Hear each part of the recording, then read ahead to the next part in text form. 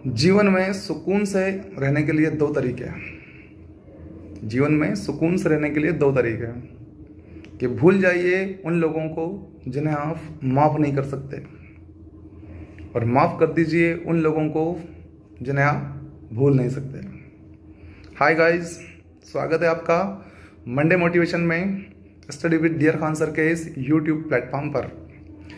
Guys, आज हम बात करने जा रहे हैं एक ऐसे व्यक्तित्व के बारे में, एक ऐसे व्यक्ति के बारे में जो अपने काम को लेकर काफ़ी फ्रस्ट्रेट रहा करता था, अपने जॉब को लेकर काफ़ी फ्रस्ट्रेट रहा करता था, वर्कआउट बहुत ज़्यादा करता था और बहुत ज़्यादा जो उसके बॉस थे वो बहुत ज़्यादा उसको डांटते थे समय पर काम ना होने के कारण भी।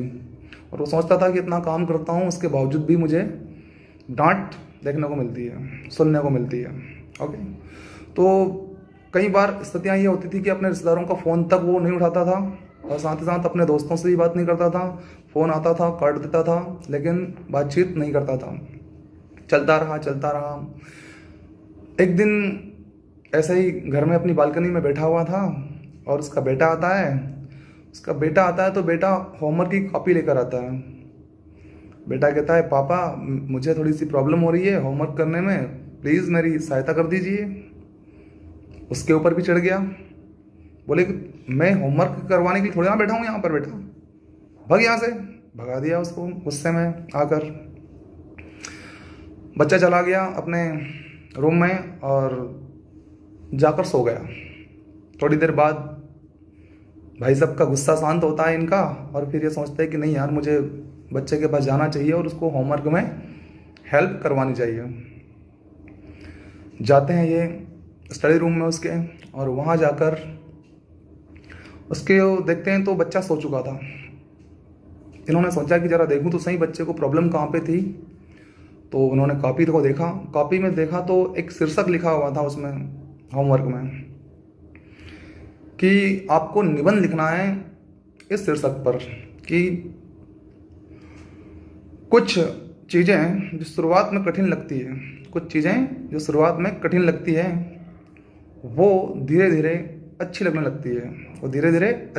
लगती है। इस पर एक निबंध लिखना था। एक पैरा उस बच्चे ने अपने स्तर से लिख भी दिया था। तो पिताजी ने सोचा कि चलो पढ़ के देखते हैं क्या लिखा रहा है, देखे तो सही। पहली लाइन थी, थैंक गॉड ईश्वर, धन्यवाद ईश्वर उन फाइनल एग्जाम्स का जो शुरुआत में तो बहुत कठिन लगती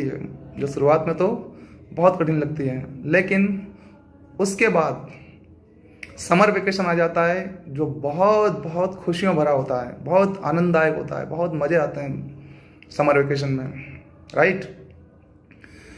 दूसरी बात लिखी उसने, बच्चे ने, थैंक गॉड ईश्वर उन कड़वी लगनी दवाइयों के लिए कि जो शुरुआत में जब हम खाते हैं तो बहुत बुरी लगती है, लेकिन बाद में हम सब उनको खाने के बाद स्वस्थ हो जाते हैं, अच्छा फील करते हैं, तंदुरुस्त हो जाते हैं।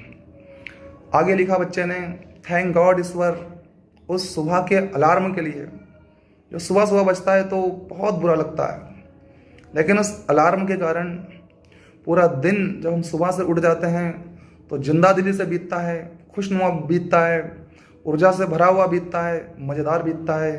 तो थैंक गॉड उस अलार्म के लिए भी। चौथी बात लिखी उस बालक ने कि थैंक गॉड ईश्वर मेरे पापा के लिए, जो तुमने मेरे पापा को मेरे जीवन में भेजा।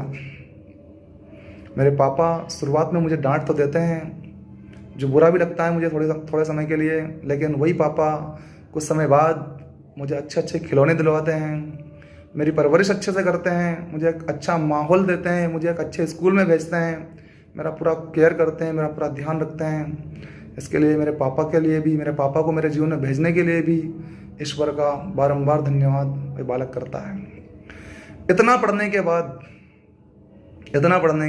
बाद इस पिता का हृदय द्रवित हो जाता है और पिता मन ही मन सोचने लगता है कि ऐसा क्या है जिसको मैं कहीं ना कहीं छोड़ रहा हूँ, जो मेरे जीवन में होने के बावजूद भी मैं उसको फील नहीं कर पा रहा हूँ। तो बड़बड़ाने लगा और बड़बड़ाते हुए ईश्वर का धन्यवाद वो भी करने लगा। इसी पैरे को आगे बढ़ाते हुए वो भी कह रहा है ईश्वर से, हे ईश्वर धन्यवाद है आपका, धन्यवाद है आपका कि आपने मुझे इतना बड़ा घर दिया। क्या हुआ यदि मैं EMI चुका रहा हूँ, क्या हुआ यदि मैं EMI चुका रहा हूँ। लोगों के पास तो घर ही नहीं होता, तो धन्यवाद ईश्वर।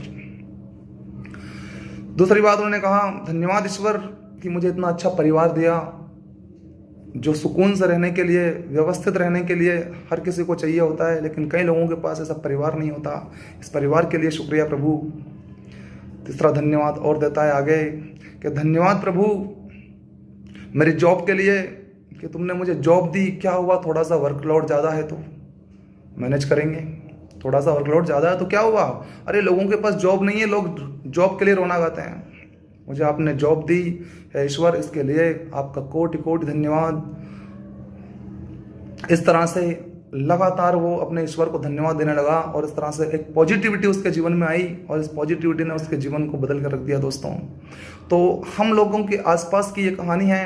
हम लोगों में भी ऐसे बहुत सारे हैं जिनके पास बहुत कुछ है होने के बावजूद वो सुकून में नहीं है। तो दोस्तों, जो आपके पास है उसका धन्यवाद कीजिए, उसके लिए धन्यवाद कीजिए प्रभु का, और उसमें से और बेहतर करने का प्रयास हमें करना चाहिए, लेकिन उसको भी इम्पोर्टेंस देना बहुत ज़रूरी है, क्योंकि जो आज हमारे पास है दोस्तों, कई लोगों के पास वो है ही नहीं।